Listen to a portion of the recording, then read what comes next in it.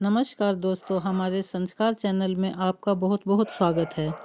आज हम आपके लिए एक ऐसी कहानी लेकर आए हैं जो कि कार्तिक स्नान के दौरान सुनी जाती है, जिसको सुनाने और सुनने मात्र से ही 1000 गोदान का, 1000 बार कुंभ स्नान का और अश्वमेध यज्ञ का पुण्य मिलता है। तो चलिए शुरू करते हैं कहानी। एक बार एक गांव में एक बुढ़िया रहती थी जो चातुर्मास में पुष्कर स्नान किया करती थी। उसका एक बेटा था। वह बुढ़िया अपने बेटे के पास आई और कहा, बेटा मैं हरिद्वार जाना चाहती हूँ।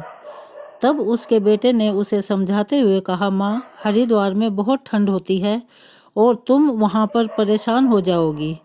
लेकिन जब वह उसके समझाने के बावजूद भी नहीं मानी तो उसके बेटे ने अपनी पत्नी से कहा, मेरी माँ हरिद्वार जाना चाहती है, तुम उनके लिए कुछ रास्ते में खाने के लिए बना दो, थोड़े से लड्डू और टिकला बना कर दे दो। तब वह अपनी माँ को लेकर हरिद्वार आता है।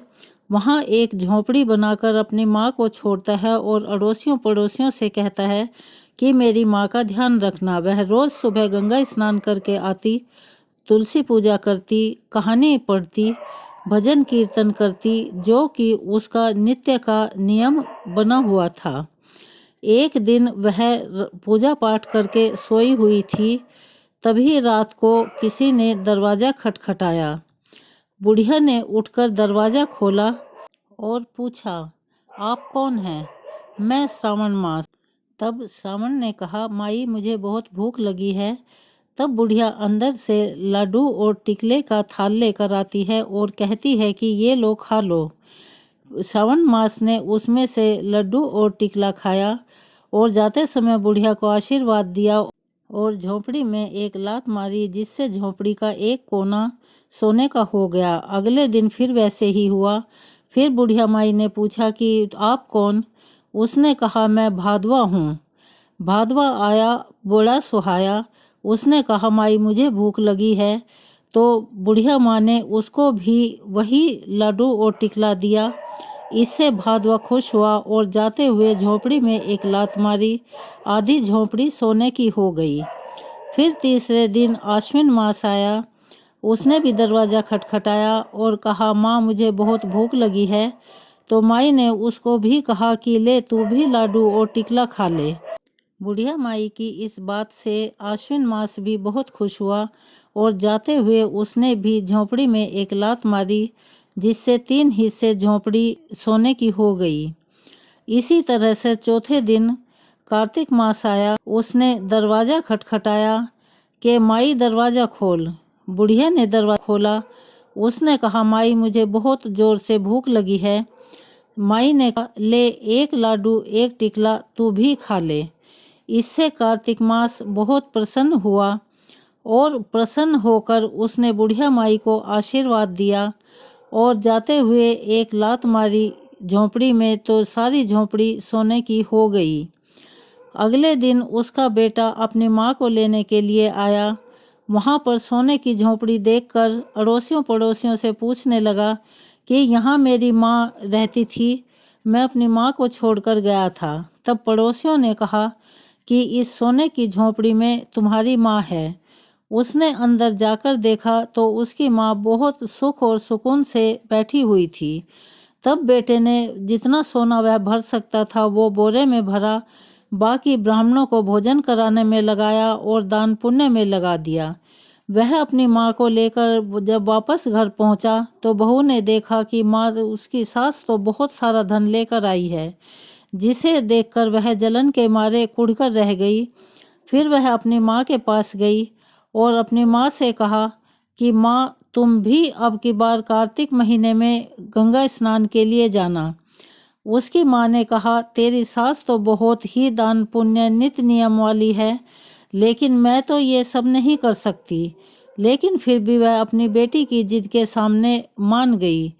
तब बहू ने अपनी माँ को बहुत सारा लाडू और टिकला बना कर दिया और कहा, तुम ये लेकर जाओ और वहाँ जब भी भूख लगे तब खाना और आराम से रहना, लेकिन लौटते हुए मेरे लिए सोना लेकर आना।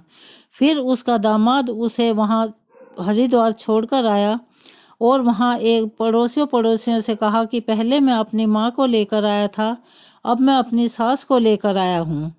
रोज सुबह औरतें उसको जगाने के लिए आती, लेकिन वह कहती कि मुझे ठंड लगती है, मैं गंगा स्नान नहीं कर सकती, और पूरा दिन रजाई ओढ़कर पड़ी रहती थी। लाडू और टिकला खाती थी और पूरा दिन ऐसे ही सोने में निकाल देती थी। इसी तरह से पूरा समय व्यतीत हो गया। जब आखिर के 4 दिन बचे तो तब वहाँ श्रावण मास आया। उसने दरवाज़ा खटखटाया। उसने उठकर दरवाज़ा खोला और कहा कि तू कौन है? उसने कहा मैं श्रावण मास हूँ। उसने उसको ऐसे ही भगा दिया। वह गुस्से में आकर उसने जाते हुए झोंपड़ी में एक लात मारी, जिससे उसका एक कोना खत्म हो गया। फिर इसी तरह से अगले दिन भादो मास आया। उसने भी वही किया। तीसरे दिन फिर असोज मास आया तो उसने भी गुस्से में आकर वही चीज। इससे 3 हिस्से झोंपड़ी उड़ गई और उसका एक ही हिस्सा बचा। चौथे दिन कार्तिक मास आया। उसने भी दरवाज़ा खटखटाया। उसने उसको भी ऐसे ही निराश किया कि मुझे धन दो, मैं धन लेने के लिए वहाँ से यहाँ इतनी ठंड में आई हूँ। तब कार्तिक मास ने कहा कि ये बुढ़िया तो धन की लालची है। उसको बहुत गुस्सा आया और उसने उसको श्राप दिया कि तू गधी की योनि में आ जा, तू गधी बन जा। उसके जाते ही वह बुढ़िया गधी बन गई।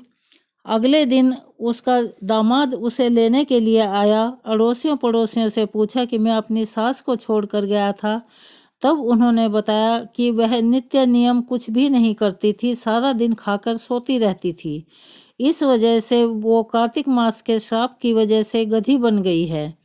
उन्होंने कहा जिस बुढ़िया को तुम पहले छोड़कर गए थे वो बहुत अच्छी थी, रोज ही नित्य नियम किया करती थी, लेकिन तुम्हारी सास कुछ भी नहीं करती थी, सारा दिन खाती और सोती रहती थी, धर्म कर्म कुछ भी नहीं करती थी। तब जमाई ने अपनी सास को एक बोरे में बिठाया और वापस लेकर घर आया। घर आते हुए देखकर उसकी बीवी ने उससे पूछा कि मेरी माँ कहाँ है? तब उस आया कि वह वहाँ जाकर कुछ भी नहीं करती थी, सारा दिन खाती और सोती थी, इसीलिए वो गधी योनि में चली गई है। तब उसने अपने घर पर पंडितों को बुलवाया और उनसे पूछा कि ये सब क्या है? मेरी माँ अब इस गधी की योनि से वापस कैसे आएगी?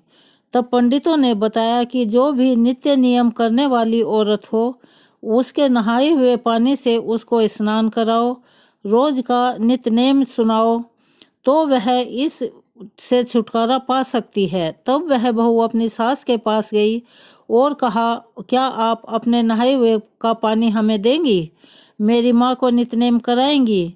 उसने कहा मुझे क्या ऐतराज़ है, मेरा तो नहाए हुए का पानी सारा नाली में जाता है।